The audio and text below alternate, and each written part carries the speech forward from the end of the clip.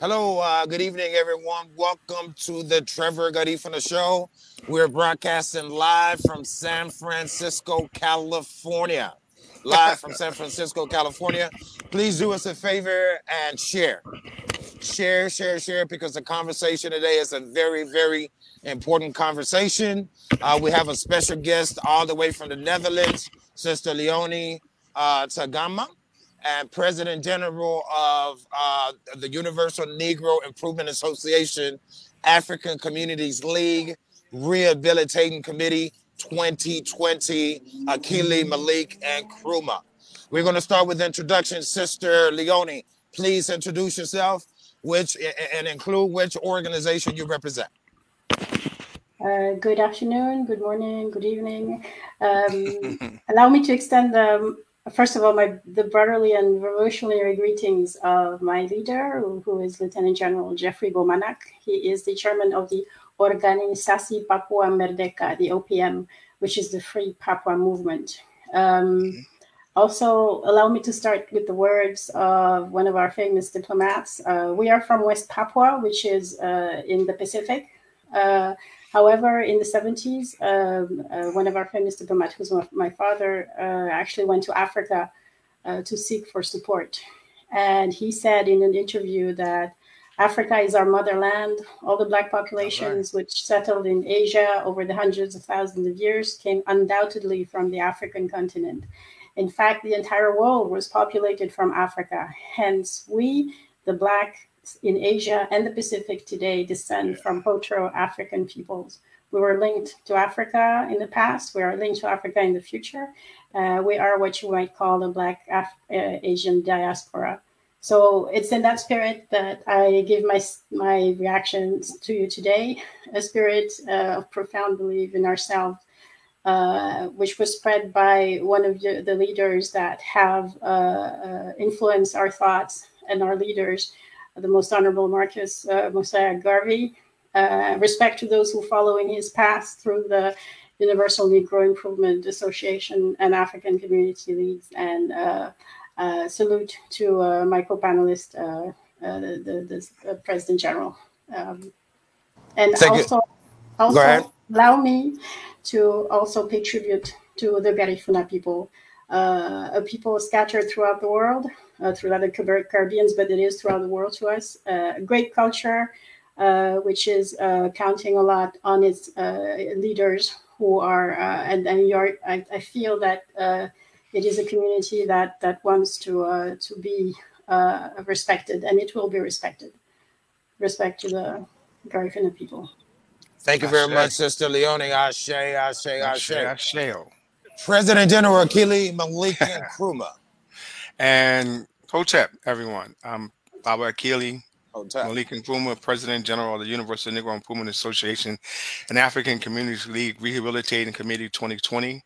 I've been a part of the UNIAACL for over 40 years. Had the opportunity to learn from Thomas W. Harvey, who was one of the first graduates of the first class taught by the Honorable Marcus Mosiah Garvey himself. I also like to pay homage and honor to people of African descent all over the world. So it is not your geographical location that is relevant. It is understanding the history and the lineage that is important. That's what makes us who we are. We can look at each other and see ourselves. And one of the things we have to understand, Africa populated the world, but Africa also is the economic engine that drives the world, although it does not benefit from its own wealth and its own abilities to do so. So I look forward to the conversation today, giving praises to all of those who are supportive of the Honorable Marcus Mosiah Garvey. And I'd like to begin by making a statement that you will hear. People keep talking about trying to exonerate Marcus Garvey and asking a government that actually imprisoned him to exonerate him. As President General, I am declaring we shall exonerate Marcus Mosiah Garvey on African Independence Day, August 31st, 2022. I'm not asking anybody except the people of African descent, the men and women who pay homage and give any salute to the Honorable Marcus Mosiah Garvey. I care not what realm you're from, to stand up and learn to chant, we exonerate Garvey. Back to you, sir. We exonerate Garvey. We exonerate Garvey. True, true, true. And the conversation we're going to have today is about autonomy. And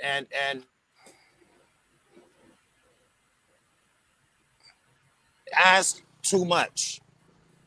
We ask too much. We have not identified the fact that we are, again, the original man, therefore need not ask not only to exonerate Marcus Garvey, but we need not ask to determine ourselves to be an independent nation of people who is economically a force in the world today. Which is why we're not asking. Which is why we're not asking. We're not asking. And we need to stop asking. And the conversation today is, what is autonomy? What is self-determination? What is the difference between the two, and which of the two do African communities possess? And when we say African communities across the globe, Sister Leonie, let's start with autonomy. What is autonomy?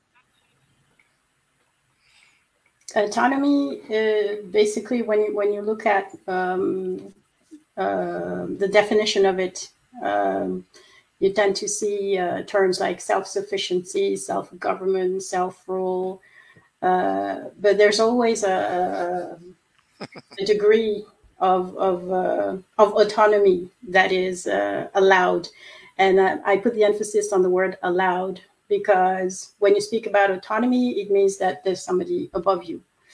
It means that there's somebody that really decides for you in case they want to. So there's always this power that is able to manage you.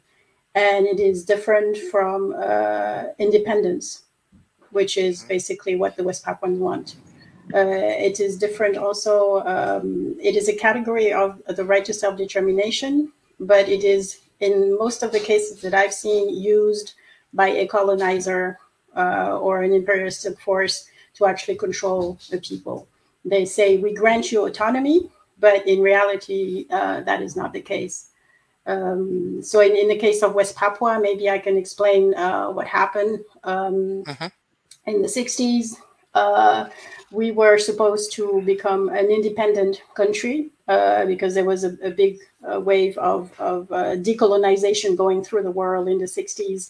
A lot of African countries were getting their independence and West Papua was supposed to have the same fate. And it's so happened that we were part of the Dutch colony. The Dutch was the colonizers.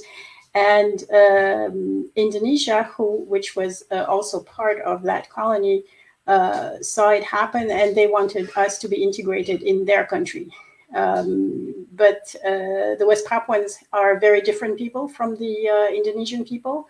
They are Melanesian people. They are a Black people, and they identify more with the Melanesians, for example, the people from Vanuatu or Papua New Guinea, which is on the other side. What happened was the decolonization process that was supposed to happen did not happen, or it did not finish entirely, because we were basically recolonized by Indonesia. And since then, they have been giving us so-called autonomy. Right. And that has not helped us at all. Sister Leonie, we'll go a little bit deeper into that. I want you to first scratch the surface of what's going on with the Papuan community, which you just did. Now, President General, describe what is self-determination. Just scratch that surface real quick, and then we're about to intertwine the two. Well, you say scratch the surface. My sister queen that's on this call scratched the surface. Self-determination means you have the ability to control your own destiny, to control the economic systems of the country and or the economic system of the person. Realizing that self-determination has to be on every level. It has to be self-determination within the person, within his family, within his community, therefore within his nation. Self-determination means that I determine the direction that we go. That's what it means. And I don't mean I, myself, but I, as the larger I, we the people make that choice. We the people determine what's the economic engine, what we're going to do. We determine the political structure. One of the things that we at RC2020 is dedicated to is developing an African nation based on African democracy. That's something that the world has not seen, because what we learned is a European democracy. So what we've learned is to be interdependent upon a system that rules us. So we have to gain the understanding of self-determination as we gain the understanding of independence, and then we can move away from being an autonomous government ruled by another government. Man, I love that. So what's going on right now, for those who don't know, is that the Papuan community in the Pacific Island was transferred from one colonizer to another colonizer, but they were bestowed with something called autonomy. So to our people who are with us today, we're breaking this down to you, because if you're wondering as to why we as a people are powerless, if you're wondering as to why we're not an economic force, if you're wondering as to why we're not a political force, it's not because we have not, right? It's not because we have not, but there's one thing we have not, that's self-determination, which was just described by my President General, the ability to lift yourself up and take yourself economically, politically to another level. Sister Leonie, talk to us about how autonomy has benefited the Papuan community, if at all. It hasn't. No, I was going to say it, but that was for you. The answer is quite simple. It hasn't. One of the things that you do when you're an oppressed people is you try to look at things from on the right side. On the bright side, autonomy that was imposed on us has made the urge or the want to become free even stronger. That's the only positive thing, because we see what it is doing to us. We see also the reason why Indonesia uses it. It uses autonomy so that it can tell to the world that it's actually doing some good to the West Papuans. It tells them we are developing West Papuans. We are making, this is in the name of development, progress, just civilization even, because they actually see us as an uncivilized people, which is quite good, because then you see the racism in it. It is a very racist view of who and what we are. It is a colonizing view. So it is something that puts the emphasis on the fact that they still see us as people who need to be colonized. And that's from the past century. But wouldn't you say it is such a dichotomy that anybody could actually think that we were uncivilized, we should be colonized, that we need to be guided? See, and just to elevate the conversation, in total agreement with my sister Queen, in America, they still believe that you need to become American. I'm saying you believe you're supposed to be an American. And when you believe that you're supposed to be an American, then you accept the direction of America. And therefore, you accept the direction of the oppressor. West Papua has been fighting that determination since they tried to put it on them. Because freedom is free to decide for yourself. Without a doubt. And freedom is what self-determination would look like, correct? Yes, because if, to your point, yes. So if look at Marcus Garvey, my point of reference, Marcus Garvey did not see the world that we see. But the world that he wanted was the world to where there was an independent African nation representing African people all over the world, speaking to whatever nation needed to be addressed so that we could represent our own interests and therefore our own direction.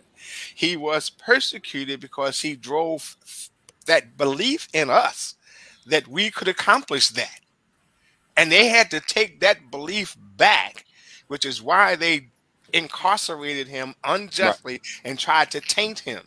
And then on the continent of Africa, they did the exact same thing. So as my sister Queen made reference to the 60s, as Africa was becoming independent nations, they didn't become an independent nation. Kwame Nkrumah said, Ghana can't be free if Africa not free. Yeah. And white folks, and the colonizers feared him too. Absolutely. Sister Leone. Absolutely. The same is happening in West Papua, in the region itself of Melanesia, where you see indeed our countries or our sister nations that are independent on paper. Because they still have some sort of autonomy relationship with the big neighbors in the neighborhood, Australia. I love the way you say that.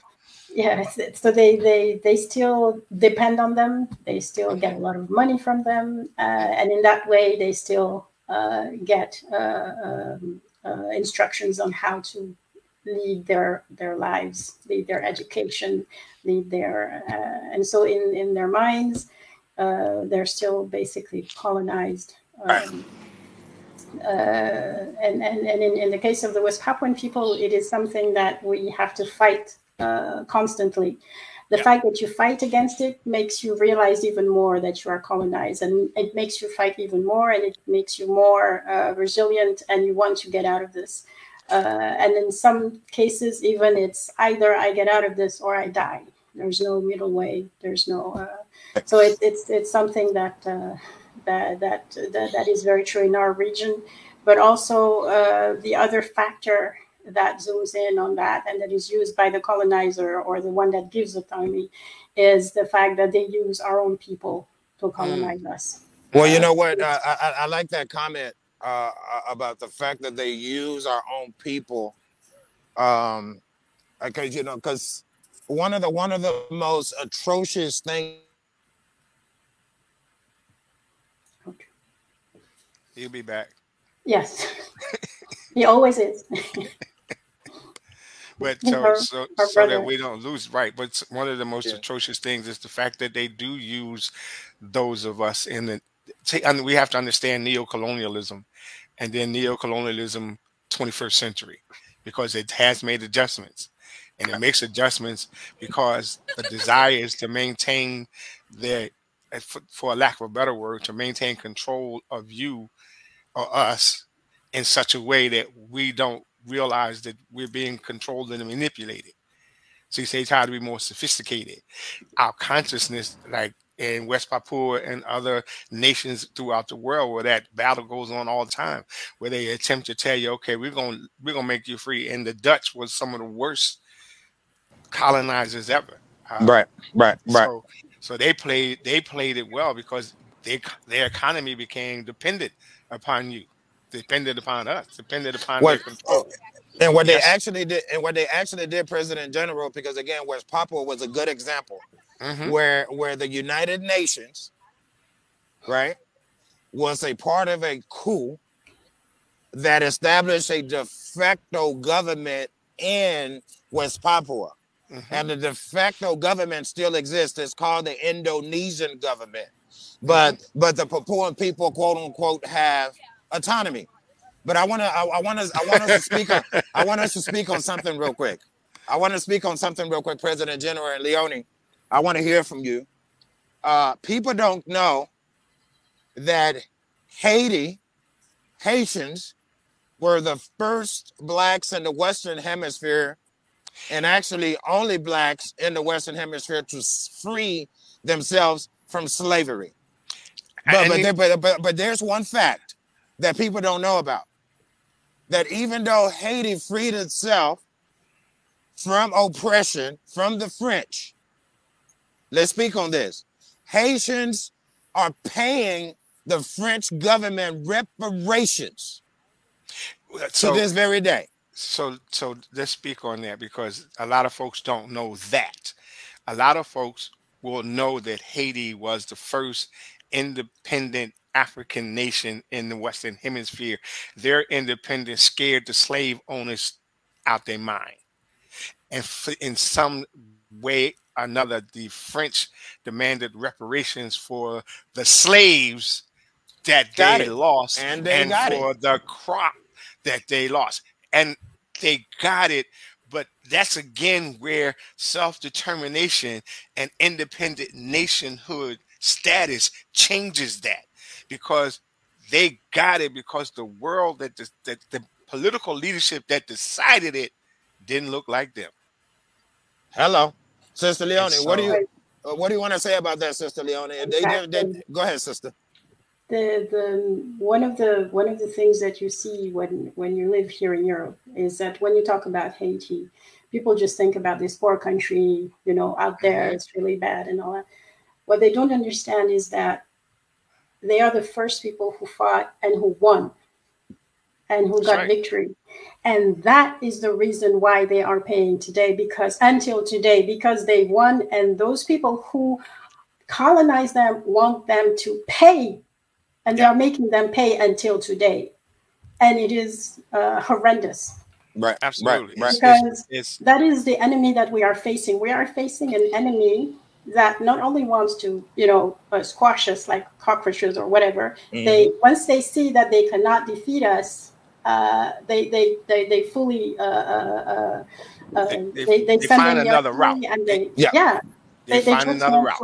They want to annihilate. They want to demolish. They want to, and that is something that is not African. No, African mentality is about looking at their brothers and sisters. Everybody is human. We are brothers and sisters. I am not going to kill you or dishonor you or disrespect you and make sure that you became my slave over and over and over again throughout the centuries. And that is what they have been doing. That's right. I exist because you exist. You exist because I exist. I am because you are, and because you are, therefore I am. And each of us, an African mind will be the basis of anything African. Go ahead, my sister queen. Exactly. In the Garifuna language, you for me and I for you. For you. Yeah. Right. And one thing I must say that principle was a law. Okay, that is a law that the creator of human beings, the creator of us, said, I for you, you for me. It's not optional. Right. Therefore, when we say Hotep, what do we mean by that? As that comes out of our ancient African structures as we relate to each other, Hotep is to say to you, peace be upon you. And you say Hotep back, so there's peace upon me, because together our peace is what's going to manifest our growth and our development. See what, and I'm going to go take this back just for a half second to self-determination, which is why I said it exists on various levels, because right now we are in a world to where we have to change the mindset of people of African descent to think African oriented, to understanding that Africa was not a lost continent. Africa was not a dark continent. Cell phones, computers work because of the minerals that come out of the African continent. You see, the economic development in America existed not just because white folks was invented, because they couldn't grow cotton. We grew the cotton. They couldn't pick the cotton. We picked the cotton. They couldn't make the molasses. We made the molasses.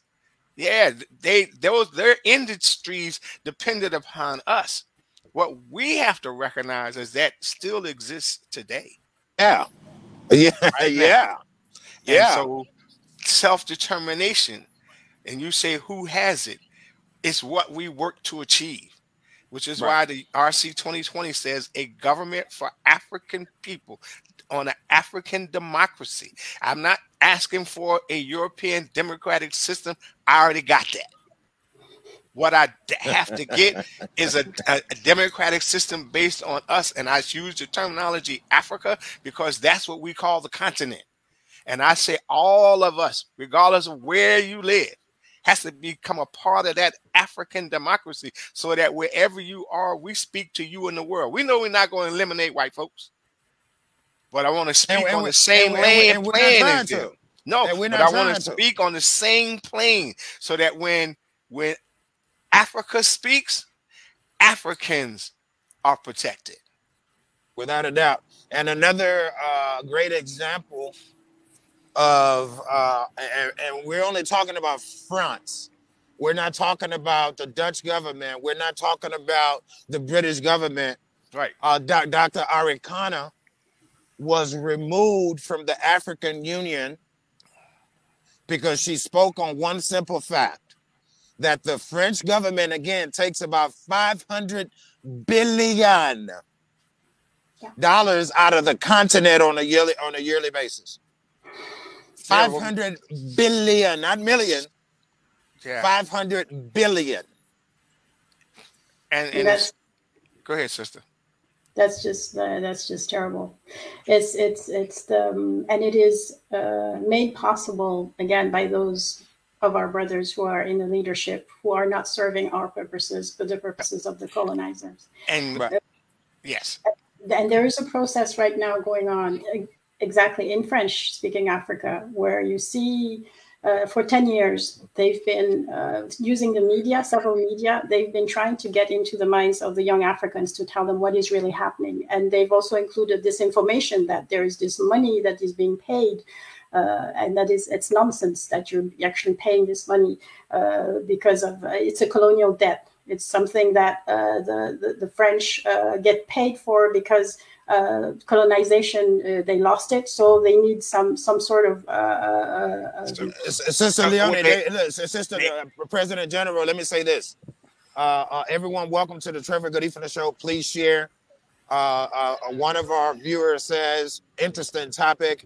It seems like the entire Black nation is facing similar challenges. And President General, before you say what you're going to say, our guest, yes, we are, because the rules are made by those who break the rules. That's an interesting way to put it. But I would say, it is an interesting way to say it, but to the comment, yes, African nations do face similar challenges because we have to begin to define ourselves not based on the geographical borders that separate the 54 countries. And so if we separate that and begin to become one people, we can change. You see, when Nkrumah led Ghana into independence, and he said Ghana's independence won't mean anything unless all Africa is free. Unless all Africa is free. But it did not mean independent countries. It meant Africa. Africa be free. Yeah. Marcus Messiah Garvey said, up you mighty race. You can accomplish what you will. Not separately, but collectively. So that's the African mindset that our ancient ancestors understood. And I say ancient because I'm going to go back to before they called it the Christian era, the 7,000, 8,000 years of history that they try to wipe out like it didn't exist. See, I'm going to reach back there and pull forward because that's Sankofa. You reach back and you pull forward, which is why in reaching back, pulling forward, I know that we have the ability to exonerate the Honorable Marcus Messiah Garvey, which then elevates this conversation to a whole nother level because we will have determined the destiny and changed the condition and will not have asked anyone other than men and women that look like us, that believe similar to us, if not exactly as us, to stand with us.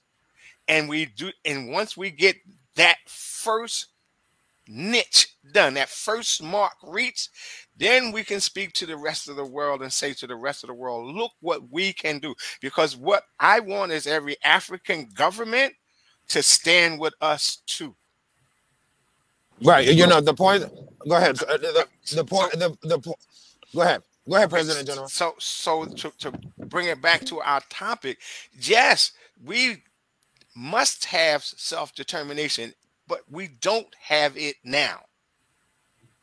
We don't have it. We can have autonomy, but you can't have self-determination, because then you're talking about controlling your own destiny. And I would say that one of the biggest issues that we have is we have an integrationist mentality. Ooh. Right? And through this, and you spoke on there a little bit, President General, where we believe that just because we are in America, we think or we believe that just because we are in front, we think and we believe that because we are in Britain, that we are British, that we are American, and that we are French, and all of the rights bestowed upon the British, the French, etc., are also our rights. When Sister Leonie, what is it about our thinking that the system perpetuates doing the same thing to us, but we still believe and have hope in this system? It's all in the mind. It's the way they have successfully colonized us, our minds. We believe in a Jesus, which is white and which is going to save us. And that's where it starts. And if you're gone thinking that the freedom is going to come from this European-looking guy from somewhere else, then it's not going to happen. What we need to know, and what they try to make us believe by all these charades that they've been playing throughout the years, in the 60s, 70s, for example, in West Papua, they made this New York agreement with the Dutch. So it was between the Dutch and the Indonesians, and then it was between the Indonesia and the United Nations. So they did this transfer of authority. They did this, so they sort of played it so that we believe that, oh dear, this is all over, we don't have any rights anymore. But what we didn't realize, or what our leaders realized, because they did, was that we have sovereignty.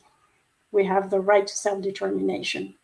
And that right will never go away. And that sovereignty of the people will never go away. Unless we actually one day say, okay, we don't want to know this, that right, that sovereignty is never going to go away. And because we have that sovereignty, as a Black people, we will exonerate Marcus Garvey. Without a doubt. And that sovereignty that you speak of is absolutely the right. You see, what we have to understand is, as you so eloquently put it, it is the right to self-determination. It is the right to sovereignty. West Papua is a sovereign nation. Amen. We have to recognize it as a sovereign nation. We have to stand with West Papua as they battle those particular changes. Absolutely. That's why I said we will exonerate Garvey, because we will establish independent African nation states and then an independent African nation. All right, President General. Yes.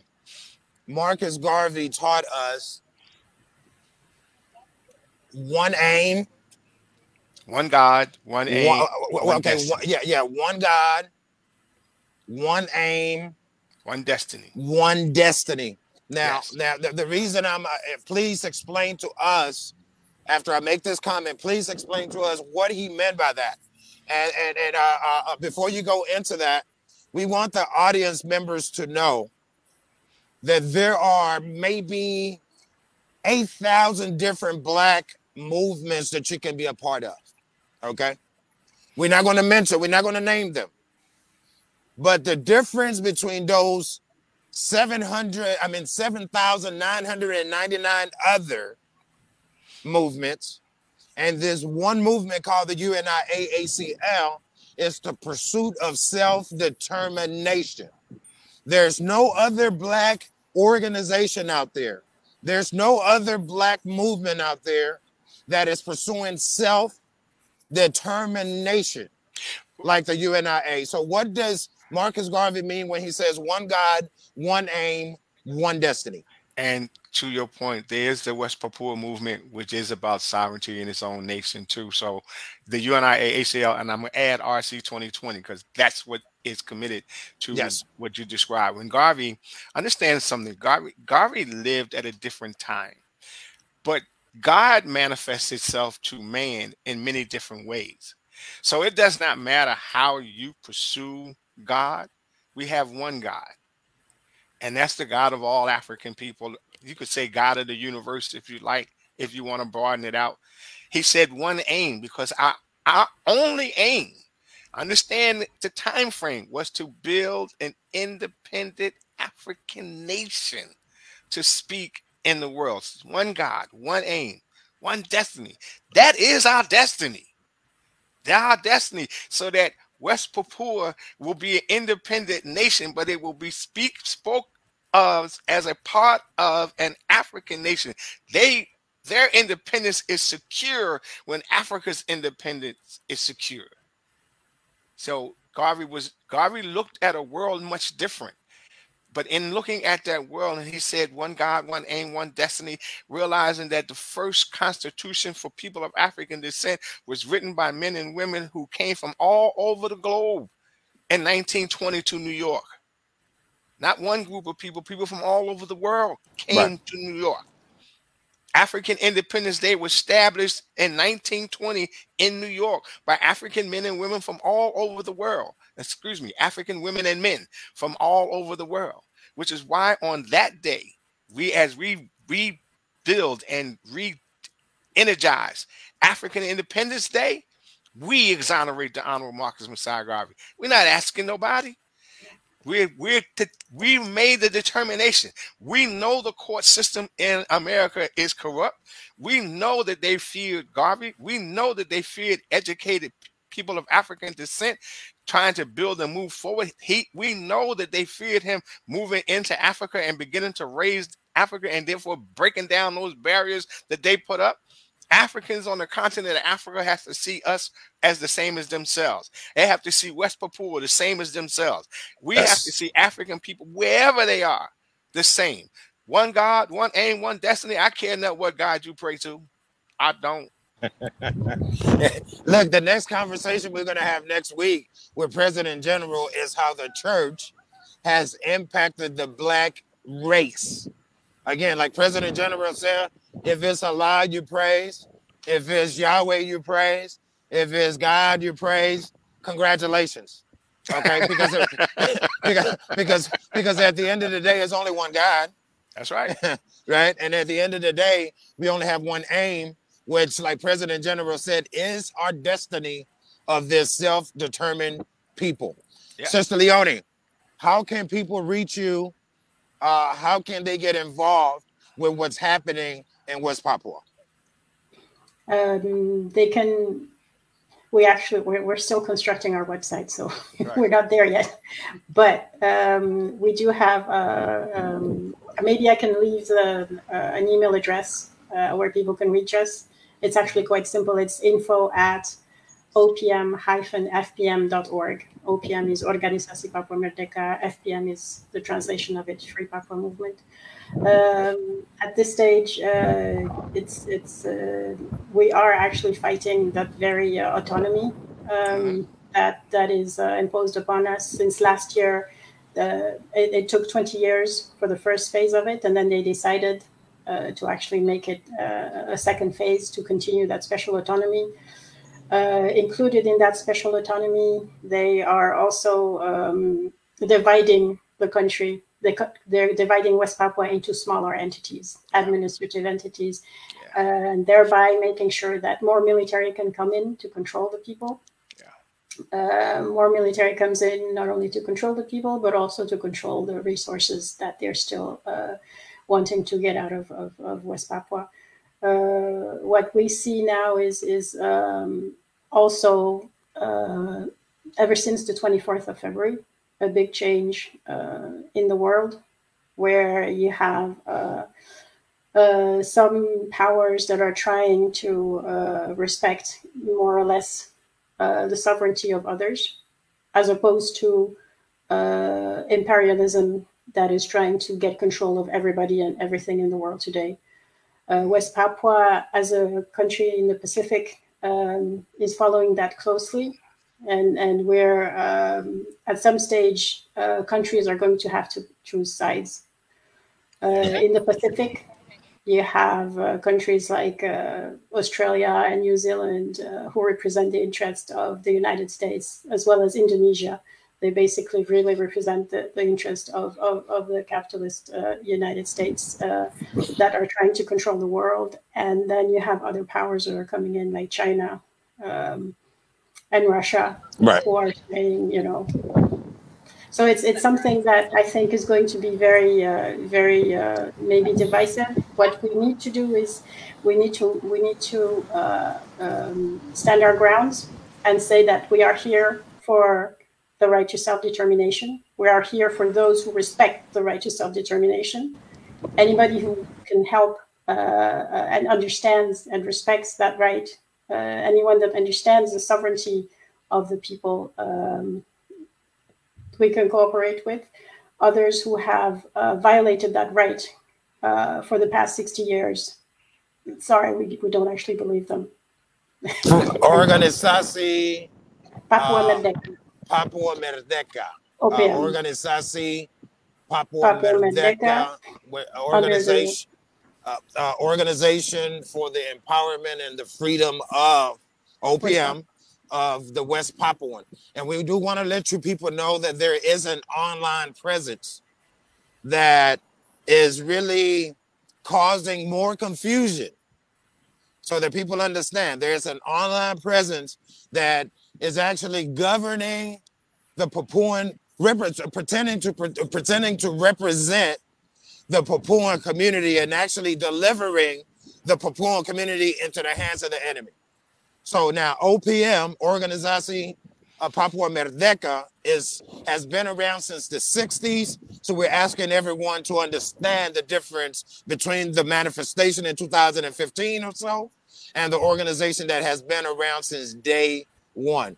President General, we want to give you the closing comment to talk to us about what leadership that look like you and I, right, can do to shift our thinking from autonomy to self-determination, but to actually pursue it. It starts with understanding who you are. It starts with understanding that we are an African people. And it starts with realizing that our capabilities are such that we can and we are responsible for moving our race forward. We're responsible and have to take ownership of the negativity in our community, because those of us who choose the path of leadership have to be willing to make that change and that challenge. Mr. Harvey, as well as Mr. James, taught by Mr. Garvey, and Mr. James was Charles L. James. He was also a student in the first class, said leadership, as Garvey said, was pain, blood, and death. Pain, blood, and death. So that means you lead and you give your all, and that's the sacrifice that you make.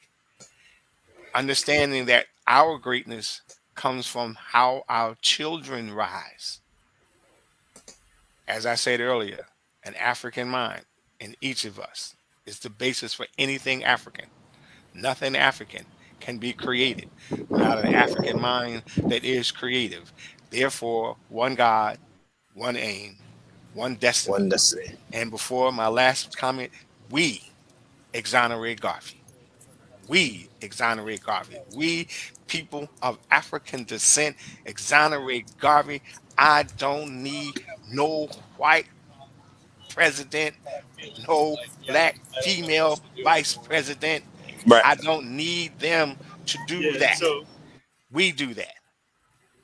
The power is in our hands, and we, the people, must never forget that at this period of time, we're pursuing reparations for the entire race. It's a laundry list of those who oppressed us and put us in the situation that we're in. But I want to quote a brother by the name of Robert, or some of you know him as Bob Marley. And Bob Marley took a quote from the most honorable Marcus Mosiah Garvey, and put it in a song. And he said, emancipate yourself from mental slavery. None but ourselves can free our mind. Do you hear that?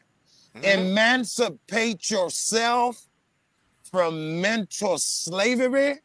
None but ourselves can free our minds. Okay? Right. Please look up the definition of the word Stockholm Syndrome as we close, because it's important that you understand that Stockholm Syndrome is a coping mechanism to a captive or abused person in a situation as such. People develop positive feelings for or towards their captors or abusers over time. And we've had over 300 years of that time. And we've had over 300 plus years of that time. And the reason we right now are still operating under autonomy is because we are in love with our master. Some of us are in love with our master. The gatekeepers who can free the people are in love with the master. But don't depend on them, people. Depend on the God within yourself. That's right. Trevor Palacio, president of Division 77, UNIAACL Rehabilitating Committee. Let that be clear. Rehabilitating Committee 2020. What we want you to do is to emancipate yourself. One God, one aim, one destiny. Mandala.